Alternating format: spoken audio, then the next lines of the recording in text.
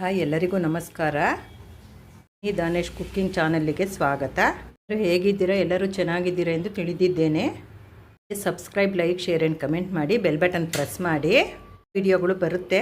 ನಾನು ನುಗ್ಗೆಕಾಯಿ ಸಾಂಬಾರು ಮಾಡೋದಕ್ಕೆ ಒಂದು 4 ನುಗ್ಗೆಕಾಯಿನ ತೊಳೆದು ಹೆಚ್ಚಿಟ್ಕೊಂಡಿದ್ದೀನಿ. ಒಂದು 2 ಮೀಡಿಯಮ್ ಸೈಜ್ ಟೊಮೆಟೊ, ಒಂದು ಸಣ್ಣ ಒಂದು ಈರುಳ್ಳಿನ ಹಚ್ಚಿಟ್ಕೊಂಡಿದ್ದೀನಿ.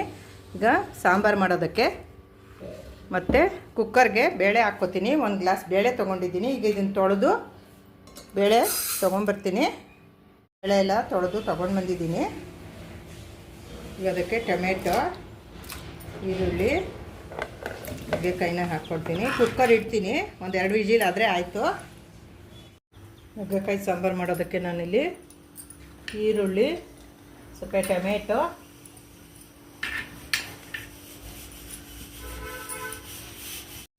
ಅದಕ್ಕೆ ಸ್ವಲ್ಪ ಸಾಂಬಾರಿನ ಪುಡಿ ಹಾಕ್ಕೊಳ್ತಾ ಇದ್ದೀನಿ. 1-2 ಸ್ಪೂನು.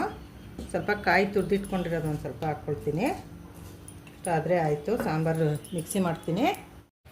ನುಗ್ಗೆಕಾಯಿ ಸಾಂಬಾರಿಗೆ ಒಗ್ಗರಣೆಗೆ ಇಟ್ಟಿದ್ದೀನಿ. ಅದಕ್ಕೆ 1-2 ಸ್ಪೂನ್ ಎಣ್ಣೆ ಹಾಕ್ಕೊತೀನಿ. ಎಣ್ಣೆ ಕಾದಿದೆ. 1 ಸ್ಪೂನ್ ಜೀರಿಗೆ, 1 ಸ್ಪೂನು ಸಾಸಿವೆ, ಅದಕ್ಕೆ ಜಜ್ಜಿಟ್ಕೊಂಡಿರೋಂಥ ಬೆಳ್ಳುಳ್ಳಿ 1-6 ಎಸ್ಲು, ಸ್ವಲ್ಪ ಕರಿಬೇವು, ಇದು ಆಗಬೇಕು. ಅದಕ್ಕೆ ಈರುಳ್ಳಿ ಹಾಕ್ಕೊಳ್ತಾ ಇದ್ದೀನಿ. ತೊಣಗಕ್ಕಿರೋ ಈರುಳ್ಳಿ,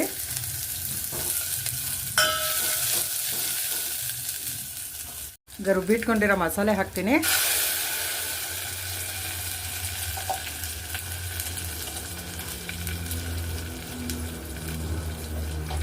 ಸ್ವಲ್ಪ ಸಾಂಬಾರಿನಲ್ಲಿರೋ ನೀರನ್ನೇ ಹಾಕ್ತಾ ಇದ್ದೀನಿ. ತೊಳೆದು ಸ್ವಲ್ಪ ನೀರು ಹಾಕ್ಕೊತೀನಿ.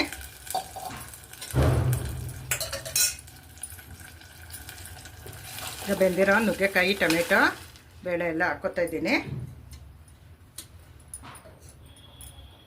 ಈಗ ಬೇಳೆ ಎಲ್ಲ ಹಾಕ್ಕೊಳ್ತಾ ಇದ್ದೀನಿ. ಸಾಂಬಾರು ಇನ್ನೊಂದು 5 ನಿಮಿಷ ಕುದಿಬೇಕು. ಸಾಂಬಾರ್ಗೀಗ ಉಪ್ಪು ಹಾಕ್ತೀನಿ. ಕುದೀತಾ ಇದೆ ಸಾಂಬಾರು. ರುಚಿಗೆ ತಕ್ಕಷ್ಟು ಉಪ್ಪು,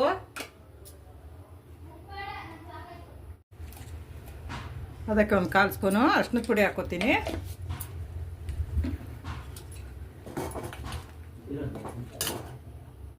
ಲಾಸ್ಟಲ್ಲಿ ಹಾಕ್ಕೋಬೇಕು ಉಪ್ಪು. ಸಾರು ಕುದಿ ಹತ್ತದ ಮೇಲೆ ಹಾಕ್ಕೊಂಡು ಆಮೇಲೆ 1-2 ನಿಮಿಷ ಕುದಿಸಿದ್ರೆ ಆಯಿತು. ಸಾಂಬಾರು ರೆಡಿಯಾಗಿದೆ. ಈಗ ಎಲ್ಲ ಸಾಂಬಾರಿಗೂ ಅರಿಶಿನದ ಪುಡಿ ಹಾಕೋದು ಒಳ್ಳೆಯದು ಆರೋಗ್ಯಕ್ಕೆ. ಅದು ರೆಸಿಸ್ಟೆನ್ಸಿ ಪವರ್ ಬರುತ್ತೆ ಅದರಿಂದ. ನುಗ್ಗೆಕಾಯಿ ಸಾಂಬಾರು ನೋಡಿ ಎಷ್ಟು ಚೆನ್ನಾಗಾಗಿದೆ.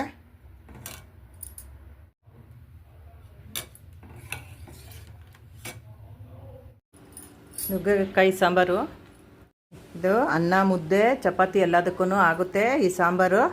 ನೀವು ಮಾಡಿ ಹೇಗಿದೆ ಎಂದು ಕಮೆಂಟ್ ಮಾಡಿ ತಿಳಿಸಿ. ನೋಡಿದ್ದಕ್ಕೆ ಧನ್ಯವಾದಗಳು.